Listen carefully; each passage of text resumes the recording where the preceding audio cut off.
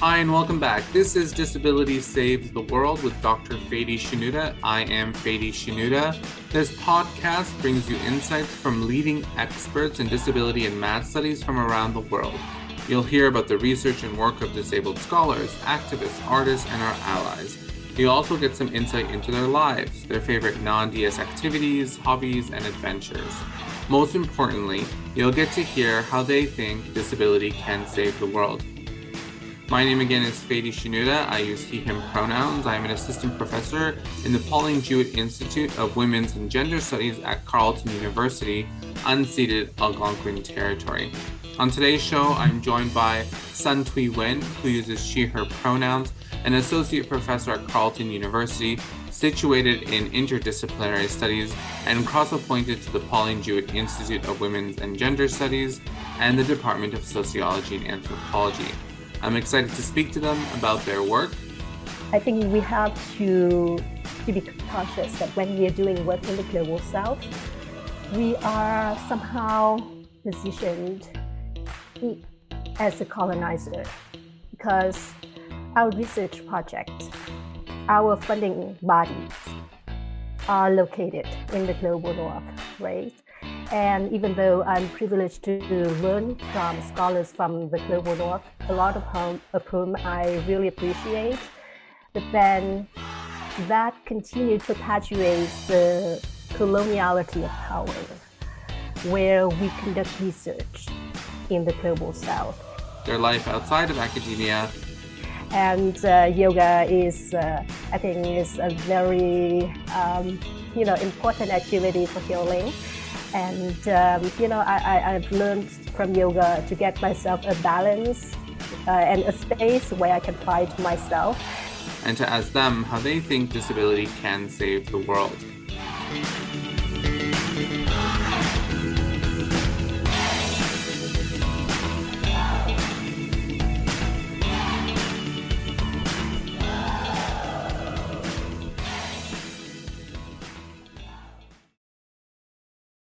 Hi, Thuy.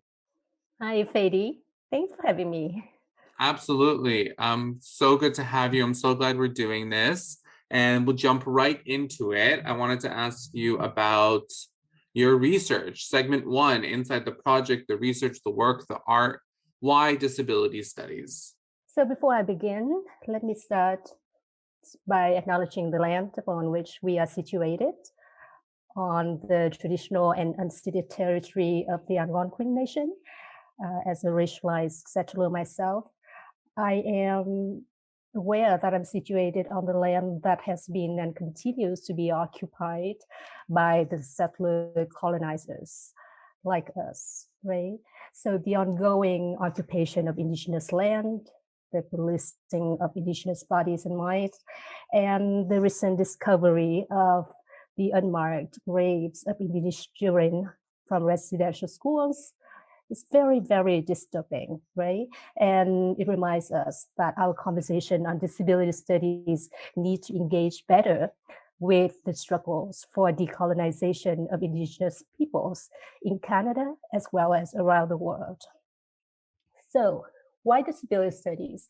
And why do I do research in disability studies? I come from a place from the global south. It's called Huế city. And whereas the term city could be very misleading because it somehow, convey a sense of an urban space with a relatively well-developed infrastructure. My space is relatively small, it's peaceful, it's relatively traditional, with a lot of cultural activities, such as playing skite or like traditional folklore, etc. It's also a place that is very much associated with the traditional kingship system. So we have a lot of relationships with our family members, our extended family members, and others within the communities. And it's also a place that's having a lot of destructions going through the wars with the Americans, with the French, as well as, centuries of being colonized by the Chinese rulings. So that is the context where I'm coming from. I have asthma that has been my lived experience. I'm also living with some mental health challenges that, I feel like it's a part of my engagement with disability. And also the relationship with my family members that, most of them have either chronic illness or mental disabilities or, other forms of debilitation that reminds me that disability has been embodied in our lives, and disability is everywhere, in our social and cultural contexts. So I do research in disability studies over the last more than 10 years. But my current work is focusing on working with women and girls with disabilities in Vietnam, as well as in other Southern contexts. So one of the projects that we were working on and is coming to the end, that is transforming disability knowledge, research, and activism. And in that one, we are working with the 3 disadvantaged communities in Vietnam, in the North, the Center, and the South. So these are the communities that are very, very disadvantaged compared to the other communities in Vietnam. And disabled women and girls in these communities are highly invisible in those spaces as well. So we worked with these communities and co-create knowledge through different forms of knowledge creation, such as self-filming, such as photo voice, such as art making. And we got together in order to shape our knowledge and consciousness on disability and social justice in the global South. So another project that we are working on currently that is called Learning with and from the Global South, engaging opportunities for engaging young women and girls with disabilities across Southern spaces. So that one is built upon the previous project, but it has a transnational scope in terms of connecting knowledges from the different Southern spaces, not only in Vietnam, but also in India and South Africa. And, we were, choosing to work with very, very disadvantaged communities as well.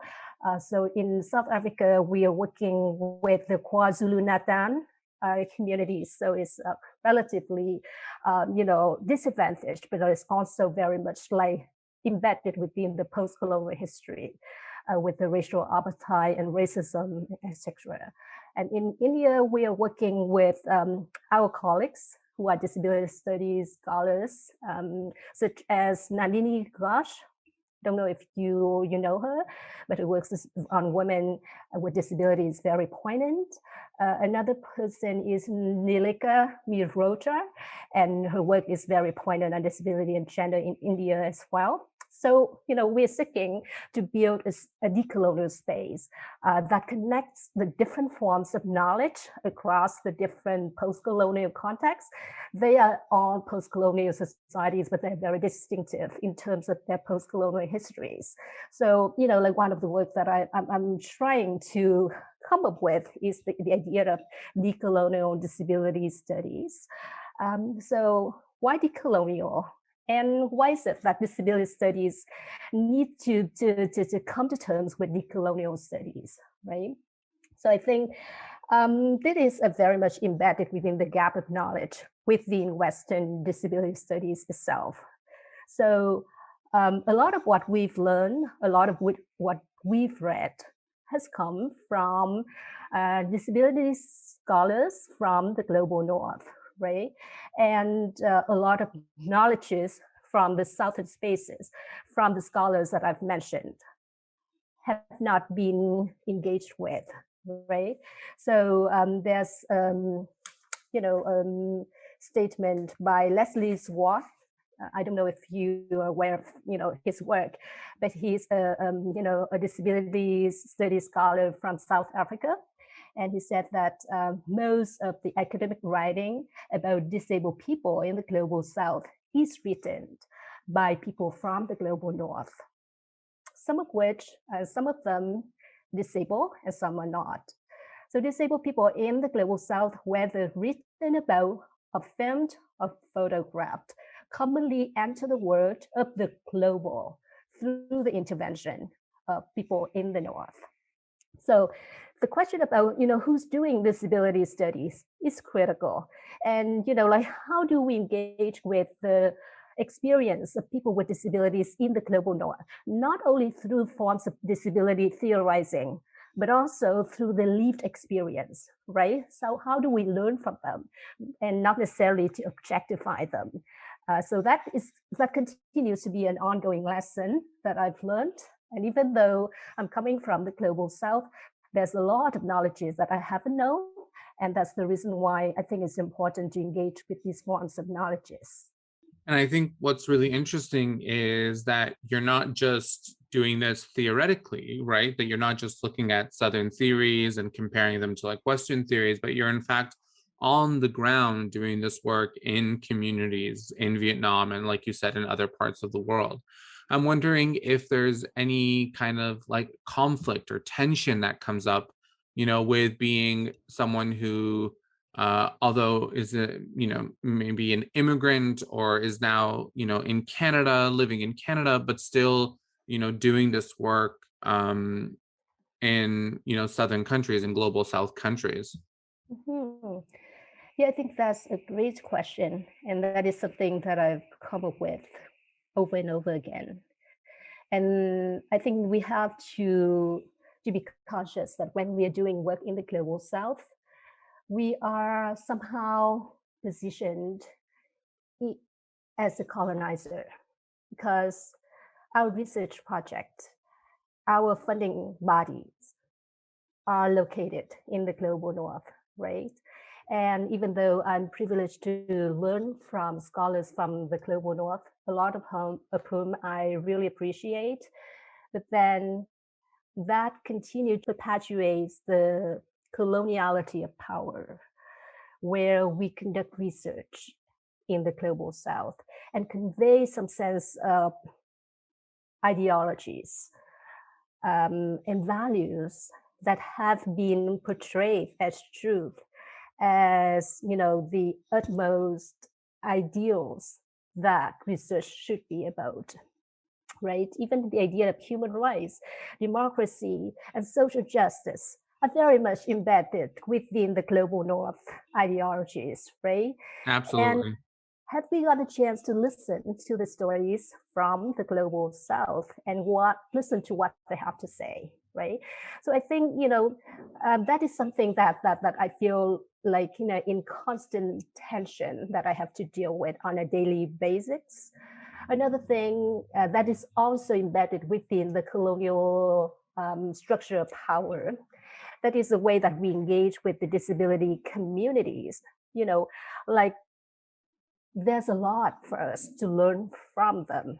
But when we engage with the disability communities there's an ongoing process of coloniality that somehow positions them as the knowledge applicant, right? So they get a lot of training, a lot of like practical knowledge that has been brought to them from the practitioners from the Global North. So there's a lot of projects on disability and development that are developed by USAID, by many NGOs, and some disability rights monitoring organizations from the Global North coming to the South. So in some way, like they already have this kind of knowledge, but that they are positioned in a place that they have to learn from the Global North, because funding bodies are situated over there, right? So I think it's really problematic in that way. And so how do we unsettle that relations of power? I think that is the most challenging thing that we need to tackle. I mean, I think that's like really interesting that there's not only a tension in the fact that you're coming from Canada with potentially Canadian and North American funding, but you're also then in these spaces, in these like Global South countries, in Vietnam, contesting Global North knowledge or conceptualizations of disability that are, you know, further medicalized or further provide like a colonial lens, erasure of like, you know, indigenous or centuries long explanations of what difference means in those various countries. So there's like almost like you're almost doing two things at once every time you kind of are entering these spaces. Yeah, totally. Thanks for articulating that, Fady. That's very well said. Well, no, I just think, you know, I'm just summarizing what you were saying because I feel like it's really compelling and really interesting that there's a lot of things going on here, right? It's not simply just it isn't it I feel like global disability studies, it isn't just about taking Southern theorists and including them in Northern work, right? Like in work done by global North folks. There has to be much more engagement of like actual critical perspectives about how we can participate in a kind of a decolonial process. I'm wondering what it was like, you know, working with young girls and women in Vietnam. Personally for you, what are the things that you found out that were surprising? What did you learn?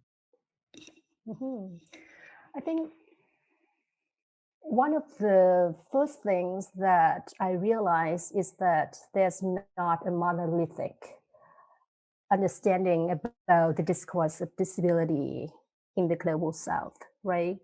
People conceptualize their disability very differently. It depends on the space where they come from.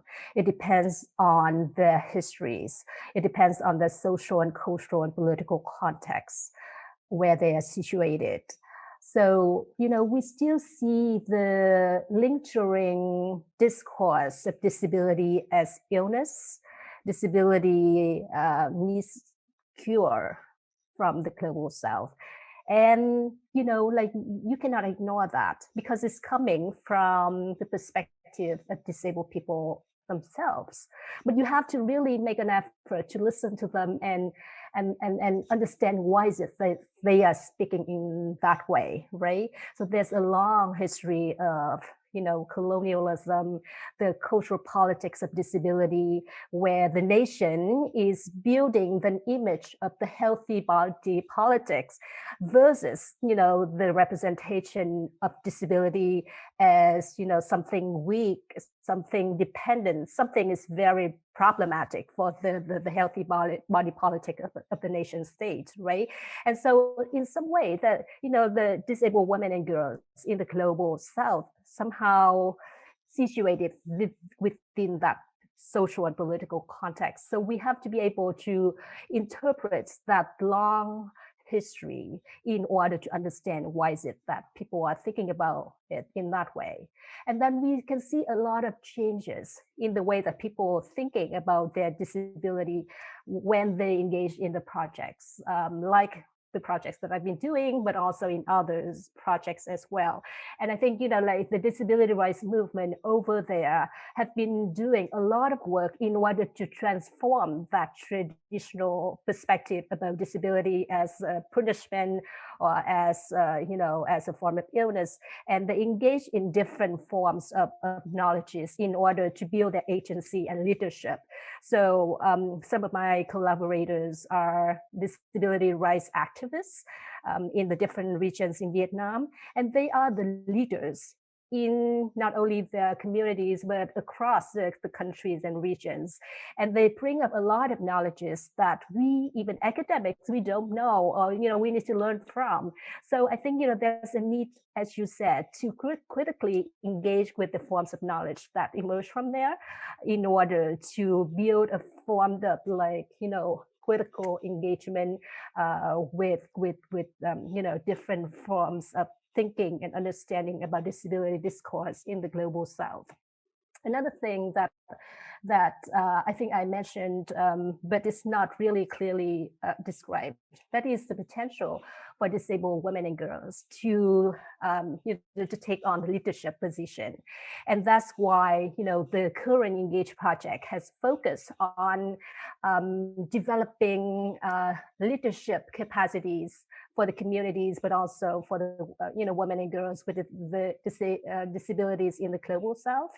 And I think, you know, like you can think about leadership in a very, very authoritarian way, but it could be very, very simple and very creative, very engaging. So one of the things that we did when working with the communities is that we invited women and girls to portray themselves as leader of their community. Okay, so how do you imagine yourself as leader? And at first, it was really difficult for them because they only see the image of the leaders in the community as male, as able-bodied, as very authoritarian figures.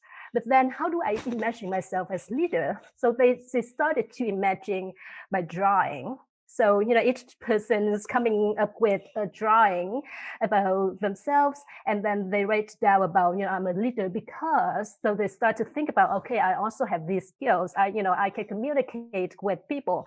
I can share my ideas with people. I can engage with, the disability communities. So, that is a way of building leadership that's coming from their own experience, their own knowledge. And, that knowledge is collective because, each person's coming up with a story and they share the stories across the space. And it becomes a form of collective knowledge that I think is really powerful for us to come up with another form of leadership that comes from the crowd. I mean, I think that's so great. And and there's something about using the word leadership and reclaiming it for like young women and girls. And there's something about repositioning about what it means to be a leader, who gets to be a leader, and kind of doing that also through art practice, I think is so phenomenal. It just sounds like such a wonderful project. Mm-hmm.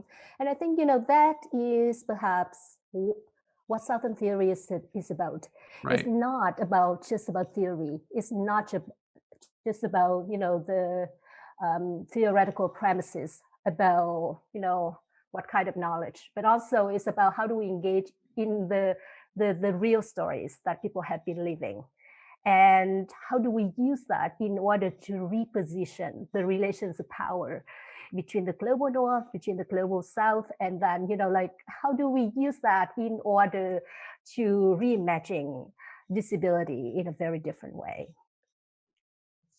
I couldn't have said it better. So let's move on to segment 2, the middle or the liminal. And I want to ask you, Thuy, who is your current academic crush? So I guess I've read quite a few work, but one of the persons that inspires me to get into disability studies, that is the work of Eunjung Kim. And her work is very, very critical and very important for me to engage with what I now call decolonial disability studies. So she didn't use a term at the time she was writing her book, Curative Violence, Rehabilitating Disability, Gender, and Sexuality in Modern Korea.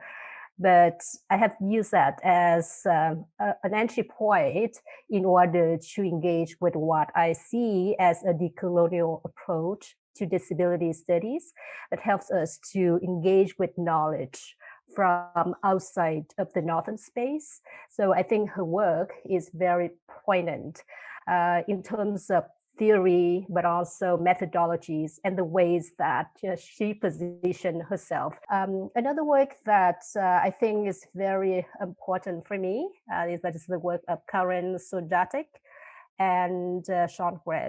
And I think these are one of the some of the disability studies scholars that came up with the idea of disability and the global south. And as I think the term global south is political, and it needs to be teased out with the different layers of knowledge and power. But they are some of the first scholars that reminds us that the transnational framework of disability rights and disability justice might be problematic because it leaves out experience with people with Agent Orange, people who lives with, centuries of colonialism in the global South. So how do we problematize a form of knowledge that have been seen as, as a form of like universal knowledge in the global North, and how do we engage with a different, ways of knowledge making, and how do we start to rebuild disability studies from there. So I think it's important. And of course, the work of Dan Goodley has been very, very helpful for me to think about, the question of human, what does it mean to be human? And, like who's entitled to do disability studies and who's not? And how do we create space for the different forms of disability studies from different space in the North and South to engage with one another. And he's very much like welcoming and engaging with knowledges from the global South to reclaim the space of disability. I love That's so great. Thank you. I'm wondering if you can tell us a little bit about any advice you have for younger academics. Okay, so again, I think we are young academics, and a part of what we are doing. That's true. We are young academics. I don't want to age anyone. Yes, we are entering the form of mentorship all the time, right? And, exactly. Yeah, and I have a lot to learn from you and other young scholars. So one of the forms of learning that I've learned from my other field in childhood and youth studies is that young people have a lot of initiatives that we need to learn from and listen to, right? But if I can come up with something in order to, to provide a suggestion, not necessarily as recommendation, is that, we need to start with something small, and, we need to do something with that. We can have a lot of, very grandiose vision, but we need to start from somewhere. Something is really small, something that we feel passionate about, something that's closest to your heart. So, everybody has something to start with, and you may have, your idea and your project. Something is very, very, very small, but then it could get you into the field, and it could build your passion, and it can get you to somewhere. So that is what we need to start with, and then we need to be persistent and focused. So sometimes challenges may come along the way. I have a lot of challenges. I have a lot to unsettle, and sometimes I need to be critical of myself as well. So self-critique is something that I've been learning in order to, to learn about the problematic things that I have come up with. So how can I do it another way? How can I do disability studies differently, right? And finally, find out your communities, including your local communities, the academic communities, your activist communities, and sometimes academic activists need to be coming together, right? So locate yourself, positioning yourself in the space where you feel like, you are passionate about, and together we need to act, right? There's a lot of theories in disability studies already. So how do we connect theory and praxis?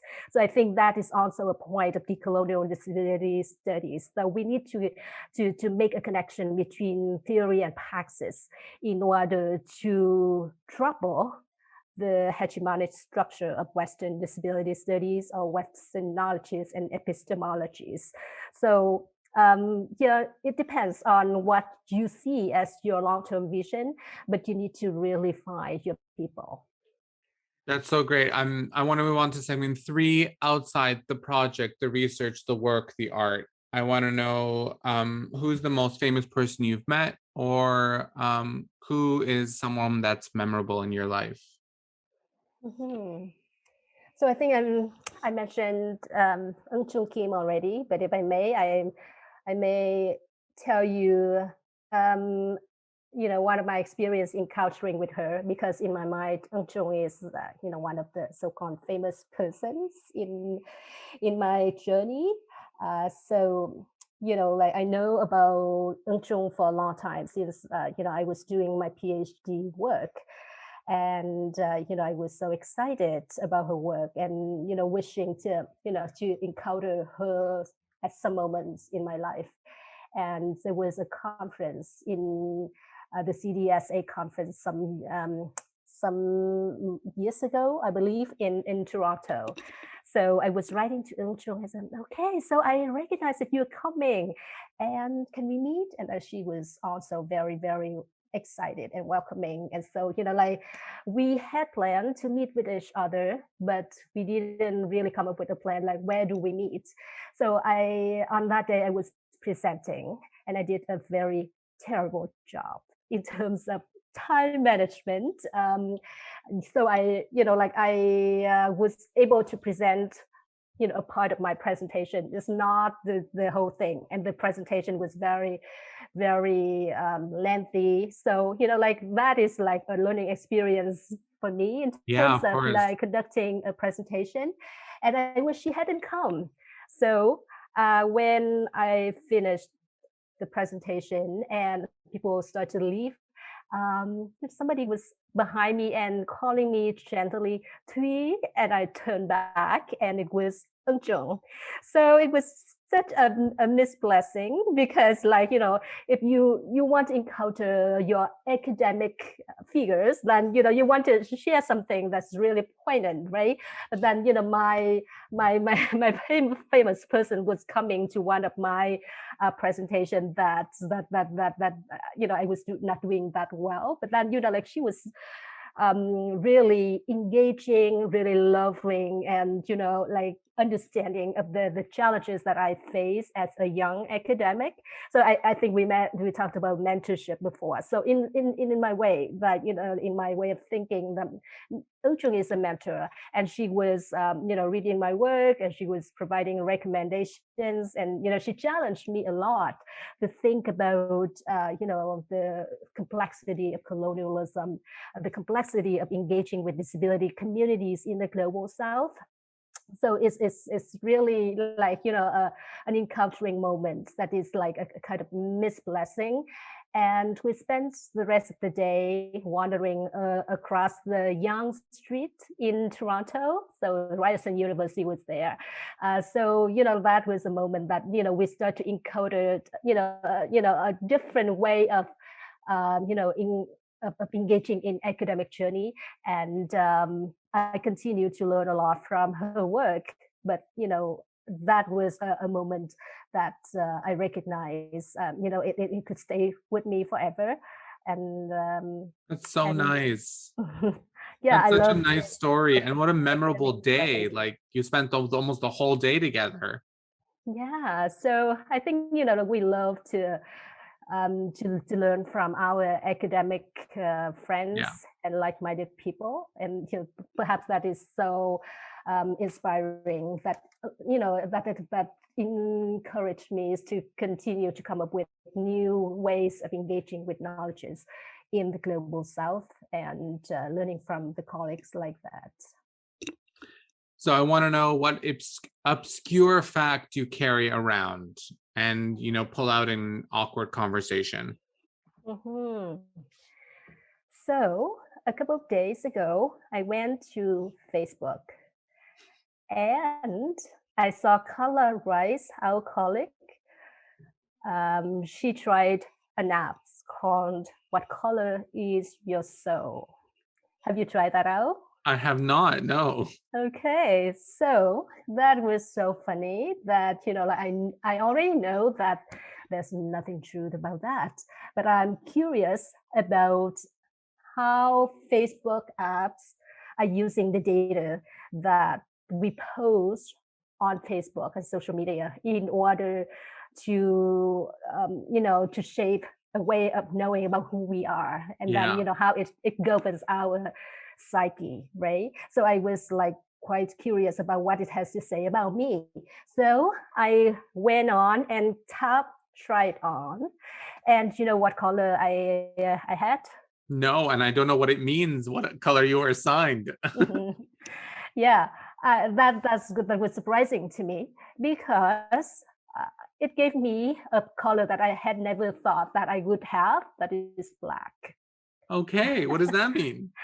What does that mean? It says that Thuy, you are someone who already faces many problems alone, but still do anything for the loved ones. Oh, And you're strong, independent, and always true to yourself. You're sweet. You are not a sweet talker. Okay, so I'm not a sweet talker. If I can buy to that truth, but your actions prove that you have a very big heart.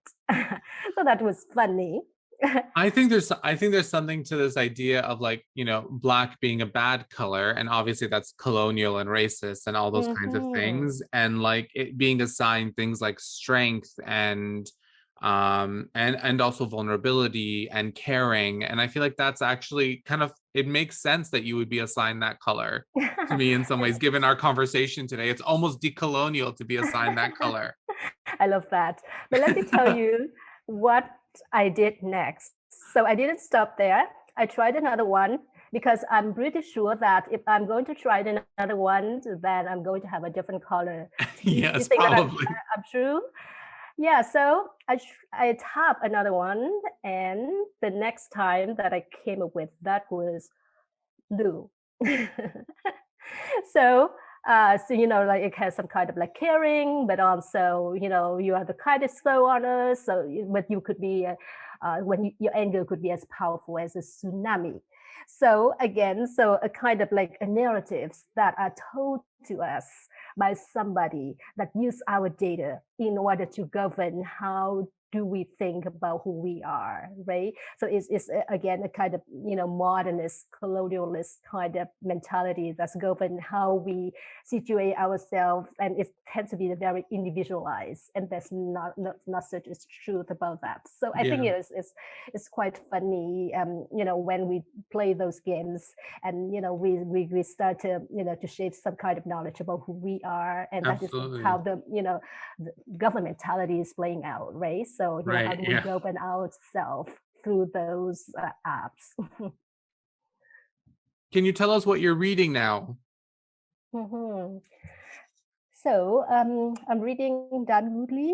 Actually, I finished his work, his book. That is a very tiny and handy book that has a lot to do with the question about who's a human, who defines who's a human, who's entitled to, to be seen as human and who's not.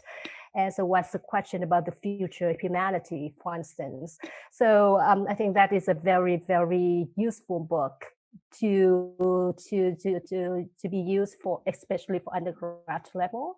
So I think this work is very much, a useful work that I can use for my students. Another work that is not necessarily new, that was the Eunjung Kim's book about curative violence that I mentioned earlier.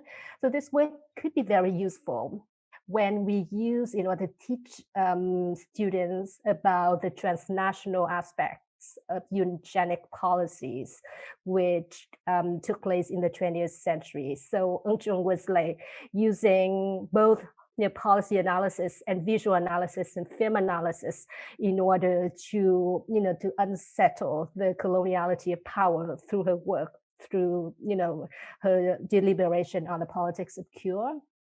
And another book that I've just read is called Disability in Americas, the Intersections of Education, Power, and Identity.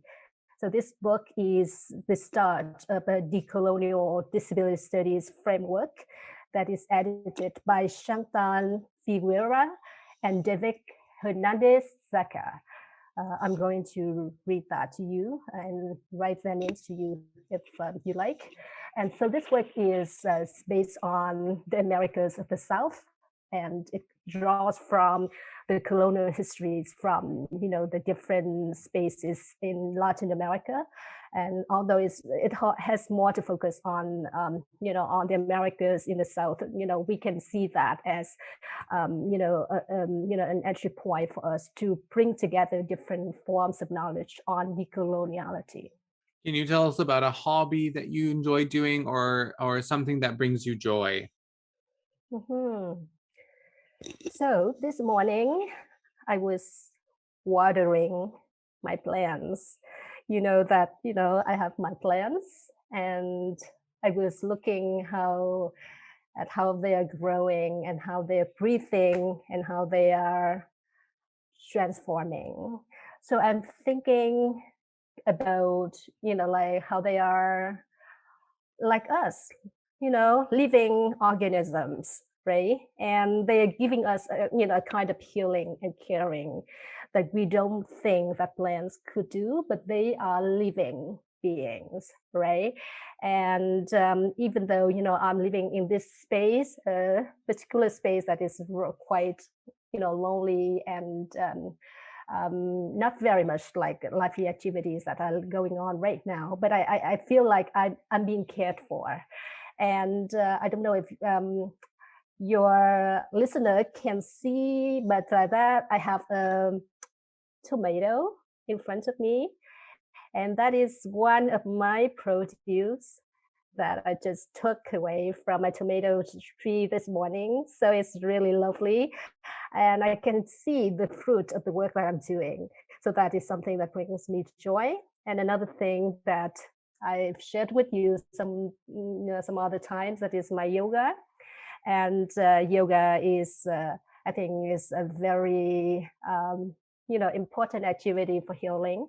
And, I've learned from yoga to get myself a balance and a space where I can find myself.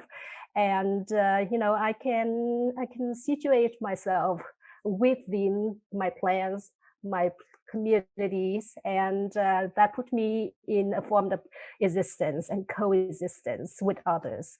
And that brings me joy.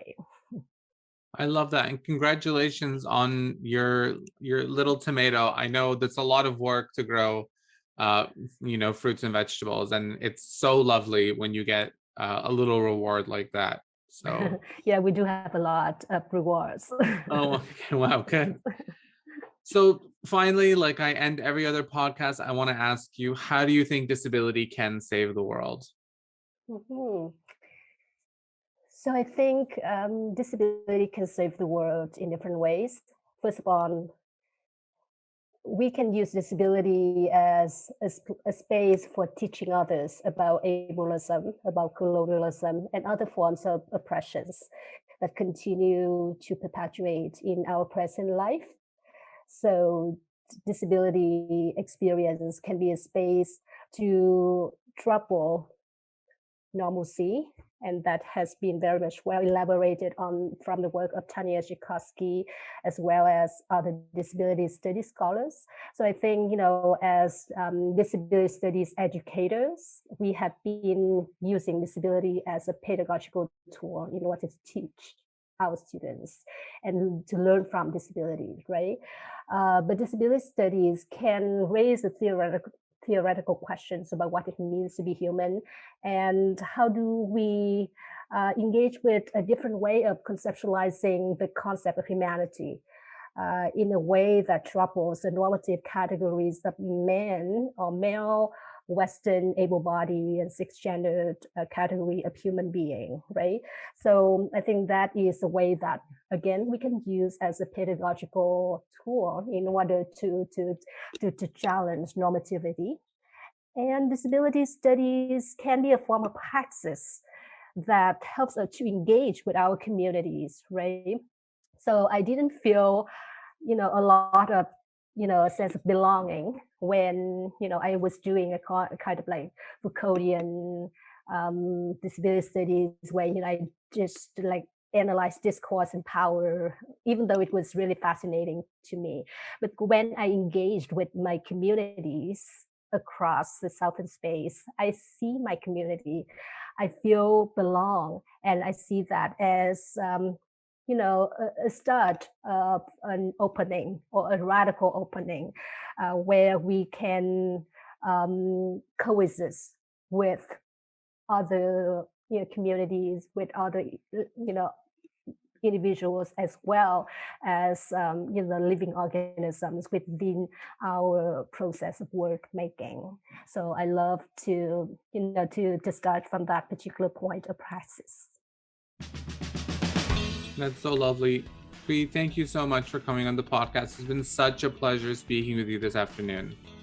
Thank you, Fady, and I look forward to learning from you more in our conversation and in our teaching practice. Same for me, honestly. Thank you. Thanks to Dr. Nguyen for coming on the show today. Get in touch by sending us an email at disabilitiessavestheworld@gmail.com. If you're interested in learning more about me, you can check out my website, fadyshinuda.com. This podcast is hosted and produced by me, Fady Shinuda, and edited by Yasmina Garcia. Thank you for listening, and see you next time on Disability Saves the World.